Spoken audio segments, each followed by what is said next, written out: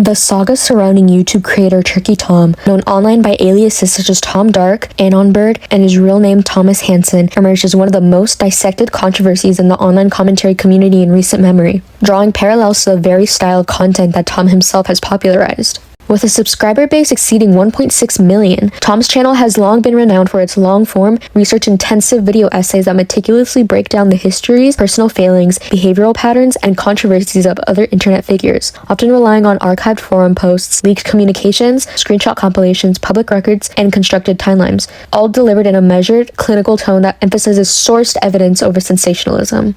In a twist of irony that many observers have noted, this level of scrutiny has now been directed inward at Tom, transforming him from the chronicler of online drama to its central subject. The allegations, which first emerged primarily through a dedicated thread on Kiwi Farms, a long-running, minimally moderated forum notorious for its exhaustive and often unfiltered archiving and discussion of online personalities, center on claims from individuals identifying as former romantic partners of Tom, detailing alleged patterns in private relationships that include non-consensual or boundary-violating elements in intimate recordings, physical and emotional dynamics during consensual non-consent or C&C roleplay that reportedly exceeded agreed-upon limits, emotional volatility such as property damage during arguments, compulsive pornography consumption that allegedly impacted partnered intimacy by favoring extreme or violent dynamics for arousal, and the existence of a computer folder containing compromising materials from ex-partners, such as voice memos from heated phone calls, text threads encompassing arguments and intimate exchanges, photos, and videos. No formal legal proceedings such as police reports, restraining orders, lawsuits, or confirmed independent investigations have been publicly documented, leaving the matter in a state of ongoing speculation and debate. Tricky Tom has not issued a comprehensive public response, rebuttal video, or direct statement addressing the specific allegations, which aligns with his views and his own content advising creators to avoid knee-jerk reactions to controversies. If an allegation is made about you and you you respond a year later, obviously that's excessive, but like, responding within the first hour to an allegation is probably a bad idea. Probably a really bad idea. You look at the allegation, you get offline for a few days, you let tension settle a bit, and when people have a more clear head, you release your response. This overview draws exclusively from publicly circulating sources, including the Kiwi Farms thread, aggregated compilations, shared Google documents, circulated audio and text excerpts, timestamped photos, and archived video-on-demand VOD streams from reactors. This presents the allegations as reported, highlights counterclaims, contradictions, and observer-noted inconsistencies while maintaining strict neutrality, emphasizing gaps in provenance, potential for editing, contextual issues, and biases that appear across all accounts without endorsing any particular position. Please do not send hate, harassment, or threats to anybody mentioned in this video. The controversy officially ignited on January 14, 2026, when Kiwi Farms user Sacramento89 launched the initial thread, alleging a Tinder-started relationship from May 2025 into early 2026 that painted Tom in a light far removed from his polished on-screen persona. Central to her account were claims of covert recordings during intimate encounters, initiated or continued without explicit, ongoing consent, such as starting mid-act or ignoring verbal requests to stop, alongside emotional volatility manifested in physical outbursts, like punching or kicking holes in walls during disputes, with one incident reportedly linked to an ex-partner's account being compromised, leading to blackmail attempts involving leaked intimate photos and chats with Tom.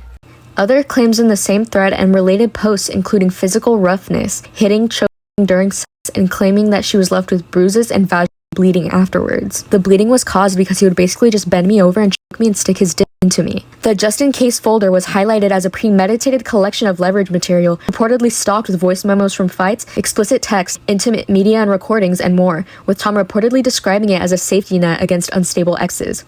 To substantiate these assertions, the post included censored joint photographs showing the two together, interior residence images matching details visible in Tom's prior streams, such as room layouts or furnishings, and time-stamped text screenshots.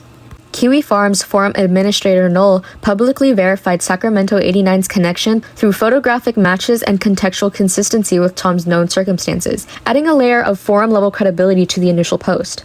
Almost immediately, the scope expanded when user Katie, occasionally referenced with various handles like Clorox Katie or Left 4 Dead on Kiwi Farms, contributed to the same thread, alleging a toxic relationship with thematic overlaps but a greater emphasis on physical intensity that pushed the narrative. Tom is extremely harsh during sex. I've been down kink roads in my life, and how he acts is actually just evil and almost sadistic. Clorox Katie described rough acts during C&C roleplay, kink terminology for pre-negotiated consensual non-consent scenarios that allegedly exceeded established boundaries, resulting in visible bruising, welts, and vaginal bleeding, with time-stamped close-up photographs of bruises to back up these claims. She later detailed how she went to a gynecologist to make sure she didn't have any internal damages, but ended up just having several micro tears. And provided a clip where she detailed on a phone call to Tom how she thought her arms were going to break because of how rough he was being. Okay, yeah, you're too strong sometimes. My little noodle arms, I thought my arms were gonna break at one point. Those same audio excerpts purportedly captured Tom discussing specific fantasies, including night rape scenarios as role-played non-consensual acts while a partner slept. I'm a fan of night rape. I like night rape. After a long day at work, I want night rape. While the clips also contained positive verbal responses from Katie, affirmations, laughter, or expressions like, "It's a match made in heaven," referring to their relationship, which has been cited by observers as complicating consent interpretations, with some viewing them as evidence of mutual engagement at the time, and others noting potential missing context such as editing, coercion, or post-act dynamics. This was actually something I thought about that I didn't see anyone else mention. It's possible she genuinely consented at one point and then later withdrew that consent. People's feelings about sex can change from one encounter to the next, even with the same person. She might have been enthusiastic and into it during an earlier interaction, like how she sounded in the clip, but during a different encounter she could have felt differently and no longer wanted it. Without videos or clear, contemporaneous evidence of what happened in the specific moments discussed, it's very difficult to know for sure whether consent was present throughout or whether it was withdrawn to some point. Consent isn't a one-time permanent permission slip. It has to be ongoing and can be revoked at any time during the encounter, even if someone previously said yes or was okay with similar acts. Katie states in her post under the night rape clip that she only played along at the time because she didn't know what to say, so either or both can be true, or neither, we can't know for sure without definitive evidence. Tom explains this concept himself.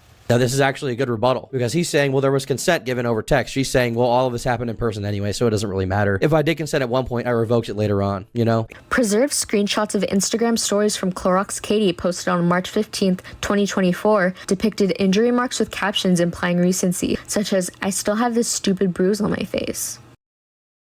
On January 18th, 2026, former partner Caitlyn, known as Kai, published a detailed Google document that was widely linked and shared on X and Reddit compilations, recounting her intermittent relationship with Tom from August 2020 to November 2023, during which both parties were approximately 17 to 21 years old. In the document, Kai explicitly denied any involvement in age play dynamics with him, as well as non-consensual recordings or patterns of abuse that aligned with claims from his later exes and accusers. Instead, she described their intimate preferences and overall relationship as mutually toxic, with issues like infidelity and volatility on both sides, but not crossing into the coercive or predatory territory alleged by others. Regarding recordings or stored materials, often called the just-in-case or blackmail folder, Kai framed them as arising from defensive paranoia, stemming from an angry threat she made during a fight, combined with worries about potential backlash from Tom's commentary career or false allegations from unstable ex-partners.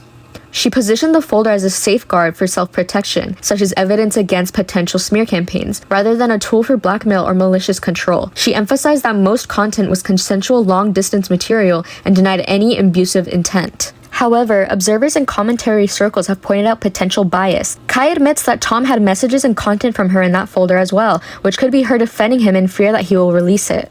Some speculate she might have coordinated with Tom when writing the doc, as it defends his character on key points like consent and respect while downplaying or contextualizing others, though she doesn't explicitly confirm ongoing contact. Kai's current boyfriend is Larix, aka Liam Donovan, the guy tied to the original cheating drama with Turkey Tom years ago. This is amped up speculation, especially after reports surfaced that Larix privately admitted, then retracted, that Kai was into age play with Tom. Community theories suggest he backtracked to shield her during the 2026 allegations, but there's no solid proof, just secondhand claims from private conversations, and Kai herself called age play allegations a twisted exaggeration in her Google Doc.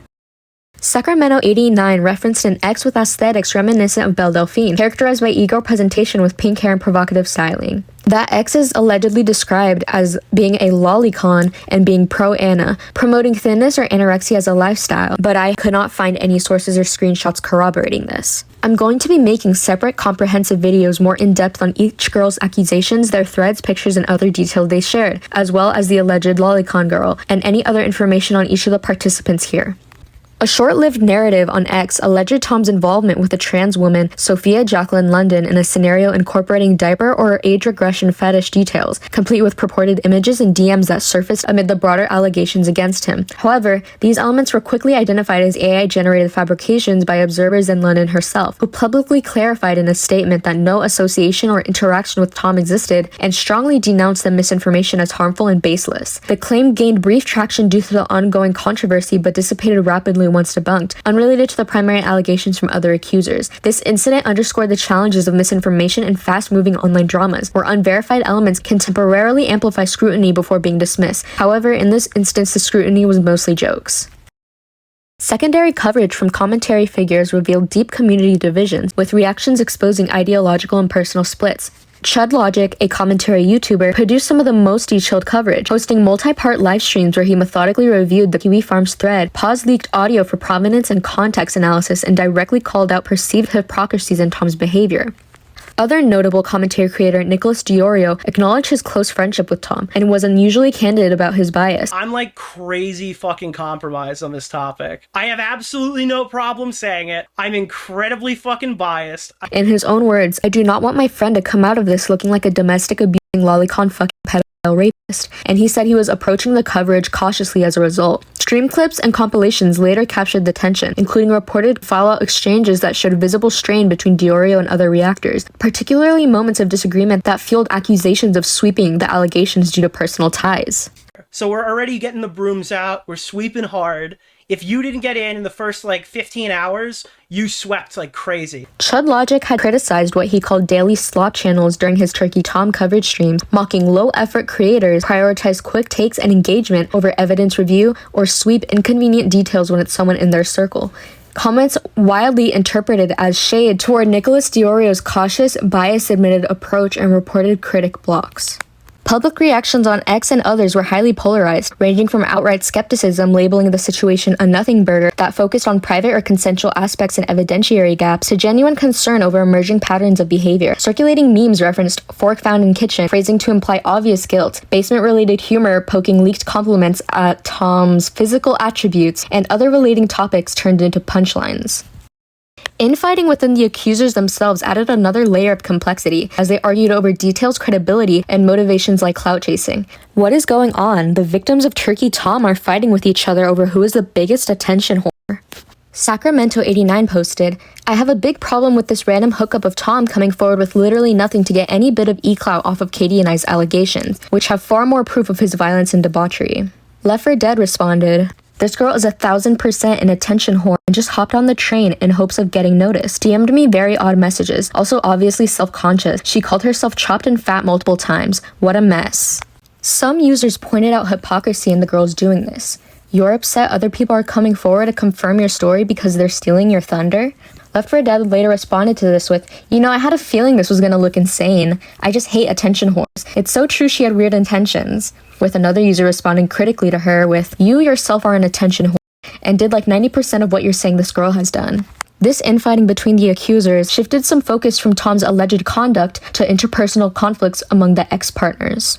As of late January 2026, the situation remains fluid and unresolved. Developments such as further statements, evidence, or legal actions could significantly alter the narrative. Remember, Tom is innocent until proven guilty. We are still waiting on his response. Again, don't send hate, harassment, or threats to anyone mentioned in this video. It does nothing to help either side. Thank you for watching.